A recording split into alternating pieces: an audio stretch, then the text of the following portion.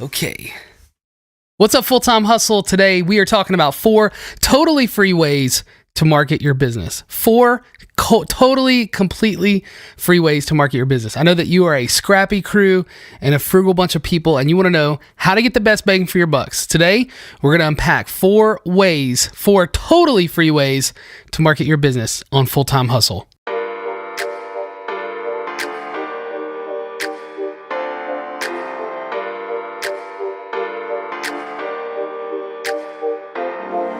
You're listening to the Full-Time Hustle Podcast, an audio resource about life and business. Geared towards the creative entrepreneur, Full-Time Hustle is all about sharing time-tested methods and tips about everything small business related. From sales and marketing, all the way to accounting and client interaction, Full-Time Hustle covers everything you want to know about how to get things done. Turn your side hustle into a full-time hustle. For more resources, visit us online at fulltimehustle.net. Today's episode is brought to you in part by 17 Hats. 17 Hats is the premier online-based small business management software that does everything from invoicing to books to even keeping track of your contracts. Do what you do best and let 17 Hats do the rest. To get 10% off your first subscription, visit 17hats.com/card/full-time hustle. That's 17hats.com/card/full-time hustle for a free 17-day trial and 10% off your first subscription. Or simply apply the coupon Full-Time Hustle in your account settings. Thank you for listening, and we hope you enjoy the show. What's up, Full-Time Hustle? How is it going? Great. Yeah, I was wondering if you're alive over there. I am. I'm right here. Good times. Okay, let's talk about the beginning of the podcast. Yeah, so I have these wind chimes that Josh got me for Christmas, and they're right outside the room where we podcast. And usually Josh brings them in beforehand, but he forgot, and so he's like, death by wind chimes. Yeah, and we've totally been battling noises today. It's been the flipping wind chimes. It's been poppy things in the room. It's been Susan making this sound on the table. The Jets playing over. Holy cow. At any rate, so that was my wind chimes that Josh threw in the floor, and and we were going to take that part out, but you know what? I thought it was really funny. Epic. Okay, so we're talking today about 4 totally free ways to market your business. Oh my goodness. I'm going to see if we can license that clip so we can play it. I don't think we can. Okay. All right. Okay, so we're going to jump right in. And some of these are just really basic. And then we have one that sounds basic, but it's not. And Josh is going to share a lot about that. Okay. About what he did with Google. And yeah. It'll be a lot of fun. So now, why are we doing free ways to do your business? We can just pay for ways. We can, but if you're not using the free ways, then, I mean... The paid ways are kind of stupid. Well, I mean, it's great to have paid advertising. Most businesses do have paid advertising, but like, especially when you're starting out, you want to fully utilize all the free ways. But this is free stuff that brings you revenue. Yeah, and so why wouldn't you? Also, these are really effective ways to get your product or your service in front of consumers on a day-to-day basis, and that's valuable. Yep. Okay, so let's jump right in. So the first one is SEO, search engine optimization. Yes. Yeah. So do if you a have whole episode on this, really. Right. So if you have a blog, especially, or a website, basically the search engines, they crawl through your website, your blog for words, and so when people are searching words, they're looking to match up the words on your website or the words on any website with what the person was searching so that they can give them the best search results. Yes. And Google is fantastic with that. And I'm sure their search engines are great too, but I'm a little partial. I like Google. Yeah. And so basically, whatever people are searching for, that's what you need to write about in your blog and on your website. You know, think about, put yourself in the consumer's shoes. So, for example, you're moving to Nashville, Tennessee. Yep. And you need a realtor. Why would you need a realtor if you're moving to Nashville, Tennessee? You're buying a house. Buy a house. Right? So what is someone going to type in? If on Google. Nashville, Tennessee realtors. Absolutely. And there's going to be some results that pop up. Yep. Or they might type in best realtor in Nashville, Tennessee. Yep. Or they might type in female realtor, Nashville, Tennessee. Yep. What about top selling realtor? Yep. All those things that people might search for, and it's great to put yourself in their shoes. And there's websites where they'll tell you, oh, this is the best thing to write in your website. But at the end of the day, and this is a recurring theme with all of these free ways to market. At the end of the day, you can't really beat the algorithm because you have to work with it. If you're trying to fight it, if you're trying to beat it, it'll just change. But it will always be on the consumer side. Yep. And let me just say this. I know we have because we're in the photography and videography industry, we have a few of those people listening, but that's not all who it is. And I've said this before, but I want this on this specific episode. I want you to really understand this is not industry specific. Let's say it together. This is not industry specific. This works for everything. This works for real estate. Everything we talk attorneys, about is photography, video. But I mean, this one thing, it's really big. Yeah, because it goes across the board. Yes, it does. Somebody might find you from Google, or any search engine. So the algorithm though the algorithm favors the consumer. Yes, it does. So if you favor the consumer, then the algorithm will favor you. Yeah. So if you give the consumer what they want to see, something that entertains them, something that is enjoyable for them, the more time they spend looking at your website, if they look it up in Google and it sends them to your website and then they hang out on your website, that's good. Google knows that. Now, it's important to talk about this. SEO from a consumer point of view and from an artificial intelligence point of view is this living, breathing thing in a way. And when I say that, because it's constantly changing. So in the early days of SEO, when people were first talking about this, people used to get real gimmicky with their SEO. Oh, and we totally did that. We totally did, because that's what we were told to do. And in all fairness, it worked at one time. So let's say when we first started, we were a Greenville, South Carolina photographer, right? Mm-hmm. So we might also put on there, Spartanburg, South Carolina. Downtown Greenville shops. We might put things that are completely almost irrelevant. Because we thought people might search for it. Yeah, because it would be on the site and you couldn't see it. It was written kind of invisibly at the bottom. Yeah, so if it was Google could see it. Yeah, if the background of the website was white, then we would write it in white font. And now that won't even work at all. No, it doesn't. Google's gotten smart. They knew that people were doing that. And now that totally doesn't work. The things that you're putting on your website have to be relevant to what you're doing. It has to actually be helpful information. So, for example, we have a blog post that we put up that is about what to wear to your engagement session. And it has a lot of really great information in there because we are photographers. And so when people are searching for that, that is the type of thing that will pop up for them, especially if they're looking for one in our area. Right. All right. But we are not the experts. We aren't. I want to say one more thing. Go for it. Before we move to the next point. All the people who are experts in monetizing anything online, whether that's a product that they sell or a service or some sort of cast, like a podcast or YouTube or whatever, everybody says this. The best SEO you can possibly have is having good content, because that's what drives people to your site. Yes, absolutely.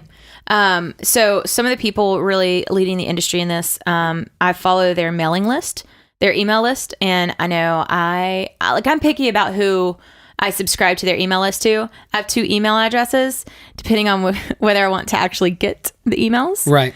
Is which one I give them.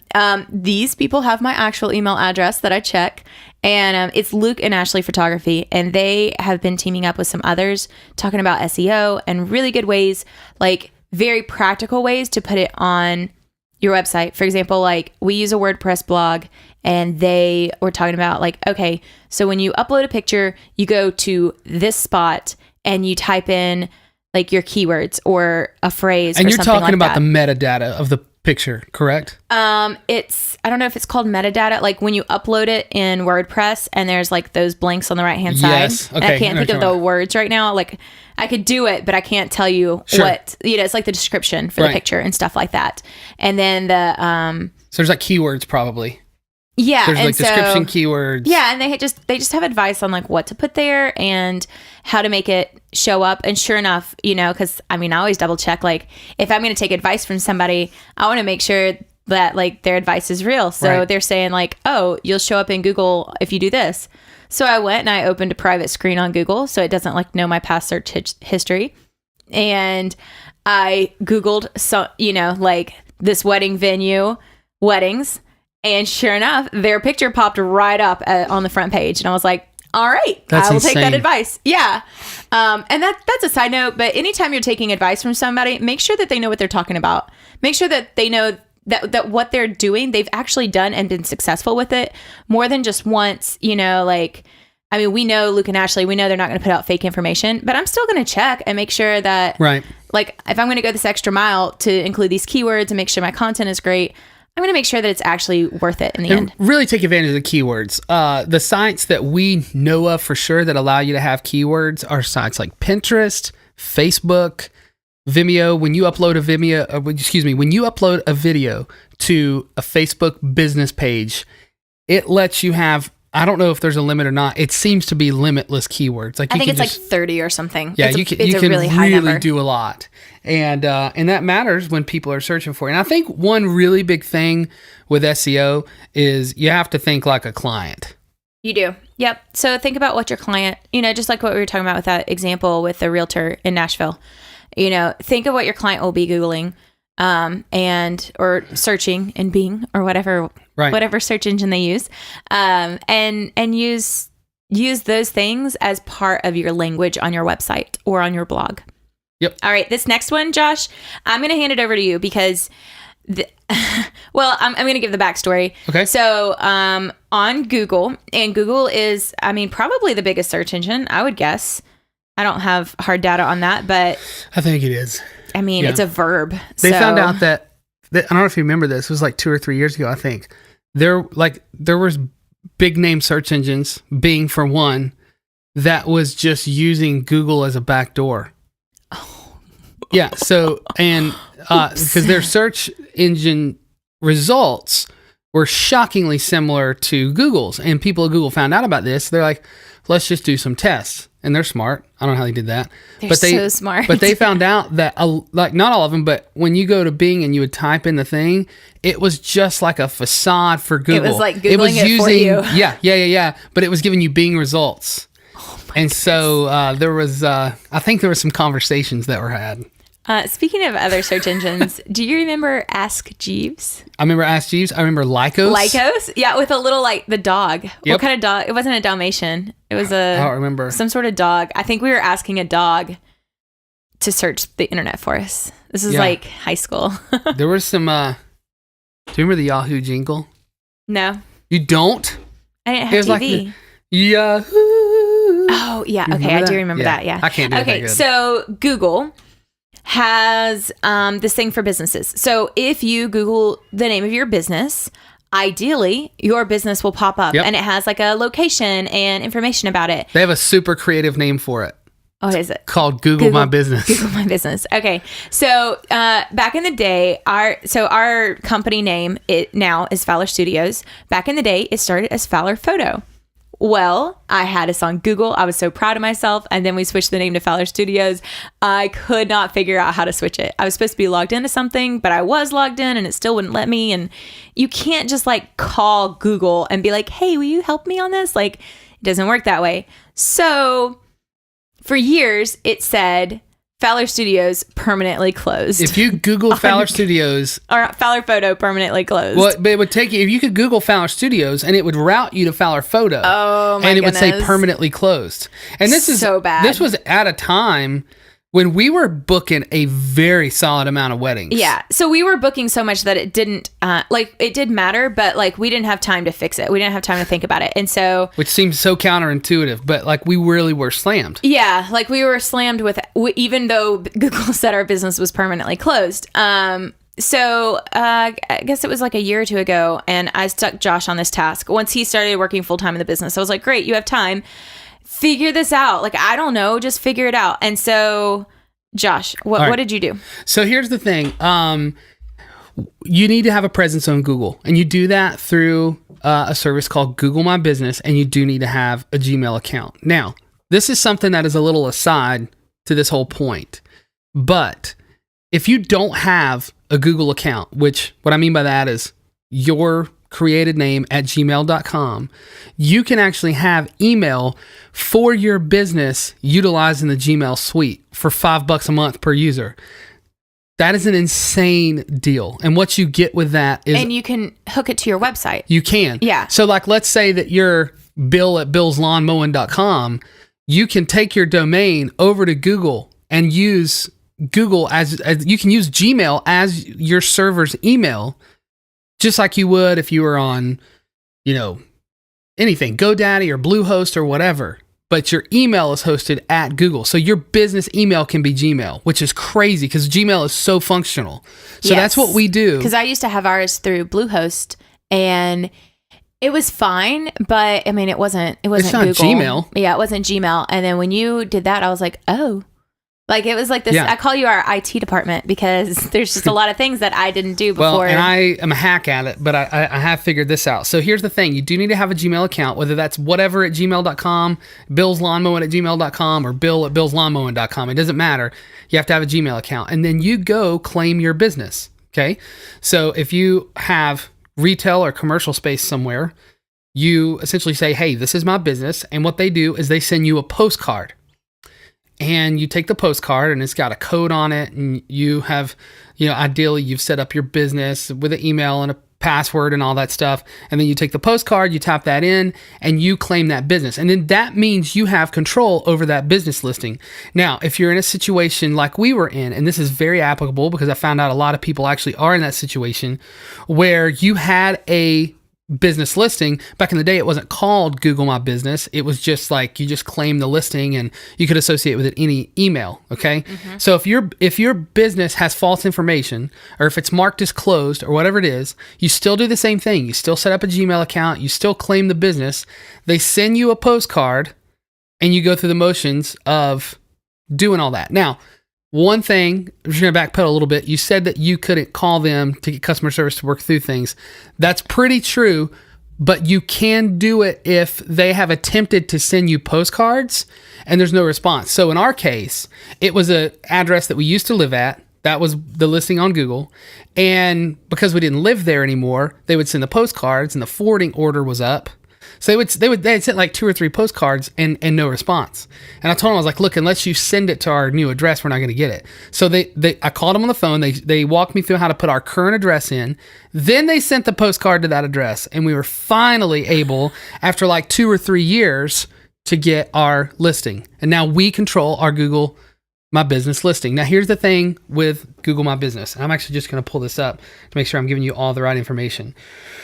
Whatever your information is on Google needs to be whatever it is on other sites. So Google needs to match your website needs to match your Facebook needs to match your Instagram.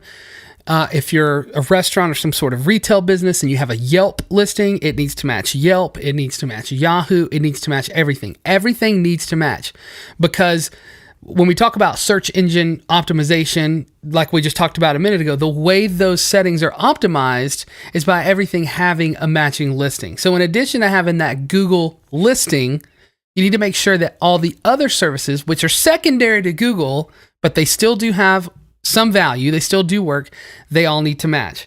The other thing is when you Google your business, and I'm Googling ours right now as I talk. And one note on making them match. Yes. If you have a business that there are other businesses with the same name that you're fighting with online, because they may not be in your same area, it might be across the country, but if you're kind of like fighting for the top of the Google search, try adding the location in there, you know, like the name of your town or the name of your state or something to differentiate it, and then keep that across all social media things. And so it may be like your restaurant name and then the name of the town, And okay, so it's a little bit annoying, but at least everyone can find you. Right. And we have in there, we have our hours, which match consistently to what's on Facebook. We have a phone number. Now, I'll tell you this, just full disclosure, we don't have our address in there. We do have a pinpoint that is an area in which we work. That is very close to our house. But we do not have our address because we, like a lot of other businesses, have a home office. And honestly, we don't want strangers just stopping by because we're not a retail front. And so you have the option of hiding your address and still being a legit business. It does look better if you have your address on there. Yes. And we weighed that heavily because, like, here's the thing. If somebody wants to find out where we live, they can. Like, we're enough out there in the public eye. We've had yard sales at our house. You know, like, somebody can find out where we live. That's not really a secret, but we did just want to keep that a little private if the average person just Googles us. Right. And on our Google listing, we have our phone number, we have our hours, we have the area that we serve, and listen to this, we have 13 Google reviews. And I just can't tell you how important that it is that you have Google reviews. Now, at the bottom of our listing, it also has other reviews. We have reviews from Wedding Wire. We have 4 reviews. We have reviews from Facebook, 69 reviews. And then we have 13 reviews on Google. And the more reviews you have and the more active you can make that listing, the better. Another thing that we do to keep our listing bumped to the top of the page is that Google sort of allows you to have this social media aspect to what you do. And the owner of the business or anybody that the owner deems appropriate can actually make posts. And so we've made posts that are like live, like we'll say, hey, we're doing, these mini sessions today at, wherever location. Like we've got a farm location that we use in Yorktown sometimes. So we'll say, hey, we're doing mini sessions in Yorktown today. These are so awesome. We love doing these. And it just sort of creates a little bit of a buzz.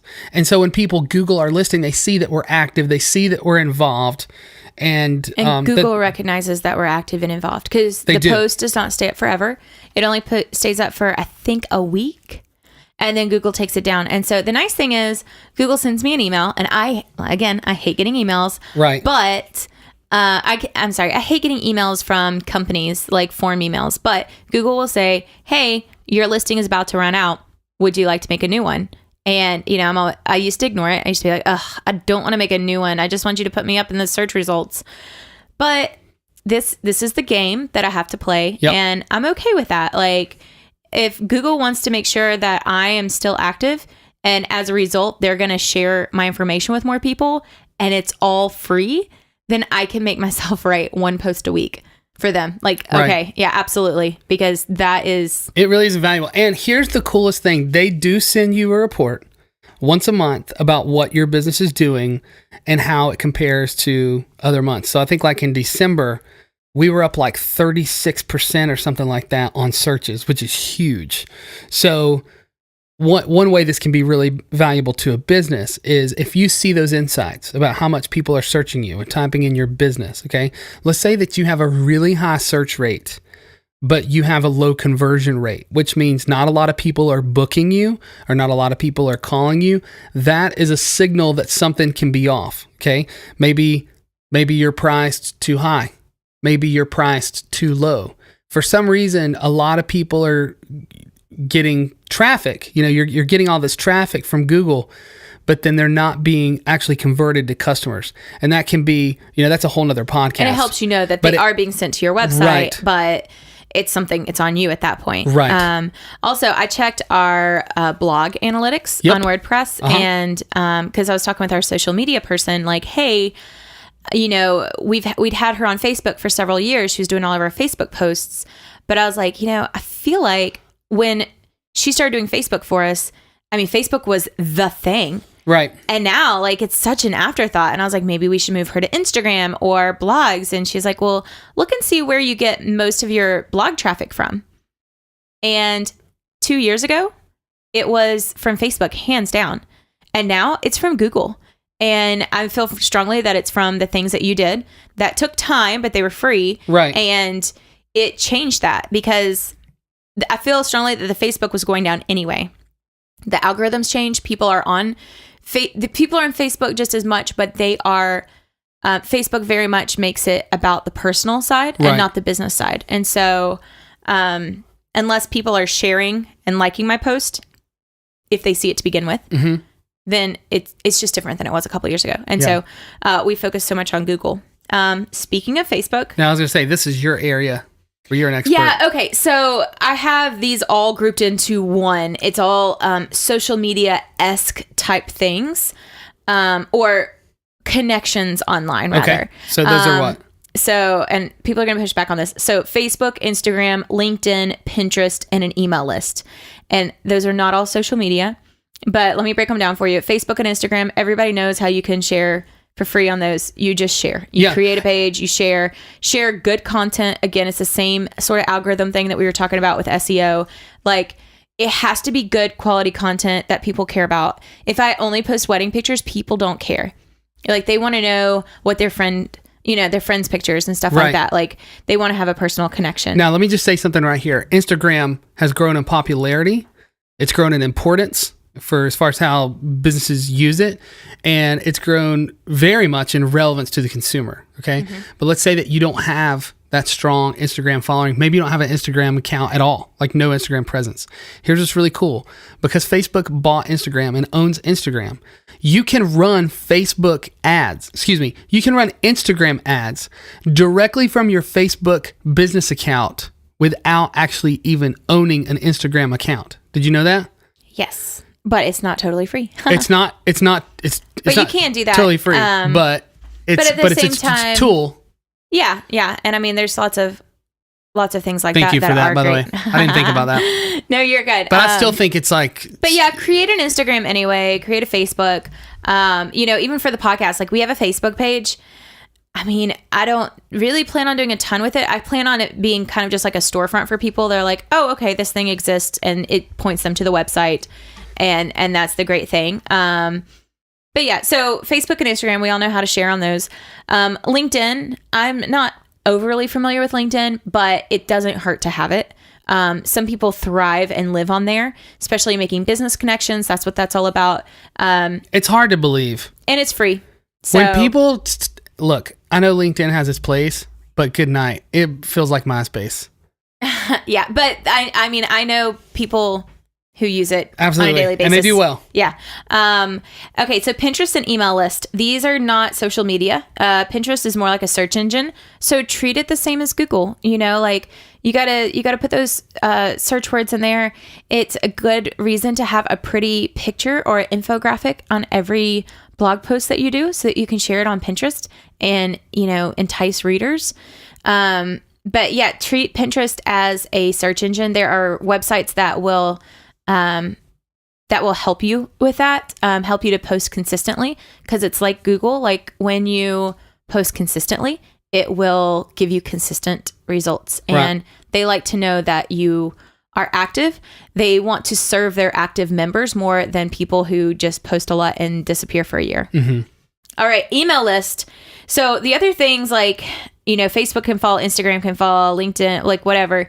But your email list, you own it more. And so, like, you're not going to get blocked from your own email list. It does have its other downfalls, like it takes time to send it on email.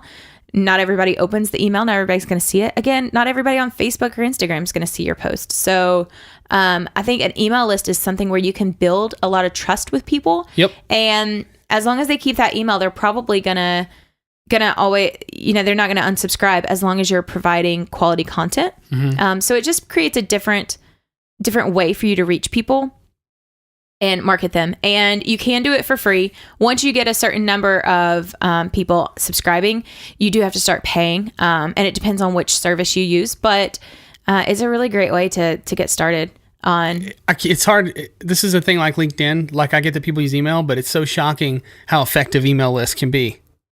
It depends on if you provide quality information. Sure. So, like I was talking about with Luke and Ashley, they do a lot with SEO.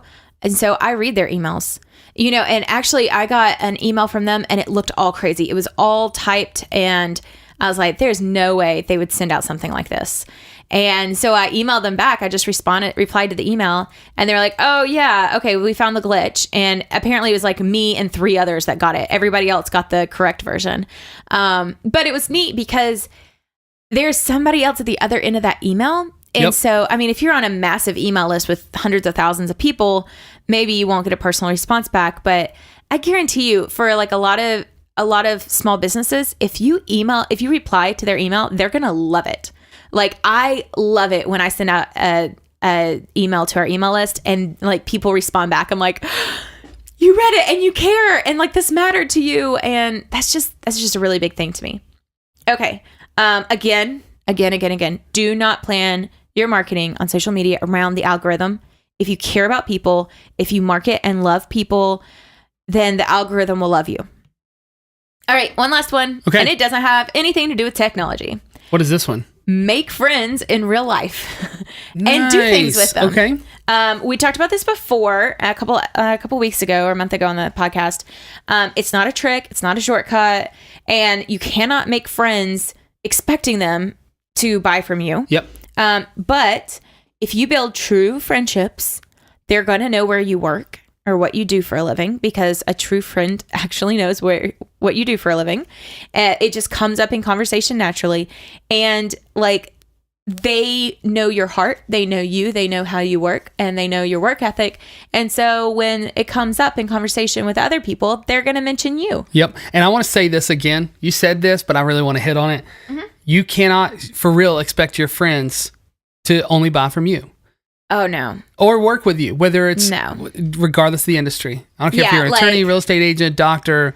That will put a bad taste in their mouth if you expect them. And that will ruin a friendship. And then that actually doesn't help your marketing at all. People are all about relationships, and people tend to have long-term relationships with people that they do business with. And it's very likely that if you're new in your industry, your friends already have somebody in the very thing that you do that they're going to use them. Now, if you want to give something away with no expectation in things for anything in return or any kind of financial gain, that's one thing. But you can't expect your friends for no reason just to use you all the time. Nope, it just doesn't work that way. It hurts friendships. So make friends with people, like, just because it's a good thing to do, because it's a healthy thing to do, but don't expect, how do I say this? Like, when you are true friends with somebody, they want you to succeed. They want your business to succeed, and they will refer you. But it's because you're friends, not because you made friends to get a referral from them. Yeah. And so it's a slow growth strategy, but it is a very consistent and very solid growth plan. I mean, for us, I don't feel like any of our friends think like, oh, they're just friends with me so that I'll market for their business. Right. But at the same time, I mean, like, we rarely ever talk about our business with our friends. I mean, it doesn't come up much anymore unless we're doing something new or we did someone's photos that they know that person personally, but they know what we do. Right. Like, it's not a secret. And, when they see a need, they're going to recommend us. Absolutely. Well, listen, this has been super phenomenal. Thank you so much, Susan, for coming up with amazing, amazing content. This week, I saw someone making a comment. They were writing about Full-Time Hustle, and they used the phrase binge listen. Yes, it made me so happy. I was like, wow, someone is talking about Full-Time Hustle like that. It's so crazy. So this is, if you're just now joining in, there's a lot of episodes before this one that you could and should go check out that are, I mean, how much stuff do we talk about that actually costs your money business besides filing taxes? I mean, it's not a lot, right? Yeah, I mean, these are all, I prefer to talk about things that are this is like practical, grassroots, fundamental business sense type stuff. So go back and listen to those. We've got a lot of really, really great content coming up and a lot of really, really awesome guests on Full-Time Hustle. Thanks for joining us. We'll catch you next time.